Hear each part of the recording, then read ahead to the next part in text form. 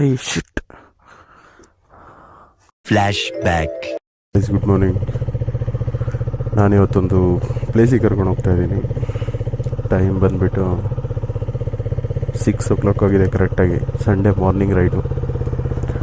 ಚಿಲ್ಲಾಗಿದೆ weather, ಮಳೆ ಬಂದು. ನಾವು ಹೋಗಿ ಡೆಸ್ಟಿನೇಷನ್ ರೀಚ್ ಆಗೋಕ್ಕೆ ಎಷ್ಟೊತ್ತಾಗುತ್ತೆ ಅಂತ ನೋಡೋಣ. और अभी तो रुको, क्लाइमैक्स अभी बाकी है. ಇಲ್ಲ, ಫಸ್ಟ್ ಪೆಟ್ರೋಲ್ ಹಾಕ್ಸ್ಬೇಕು. 6 ಗಂಟೆ ಆದ್ರೆ ಇನ್ನು ನಾವು 3 ಇದೆ. ಇಲ್ಲೊಂದು ಸಮಸ್ಯೆ ಖಂಡಿತ ಇದೆ.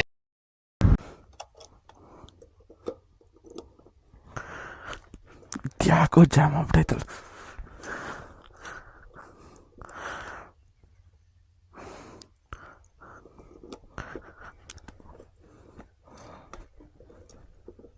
Few minutes later. ಐ ಶಿಟ್.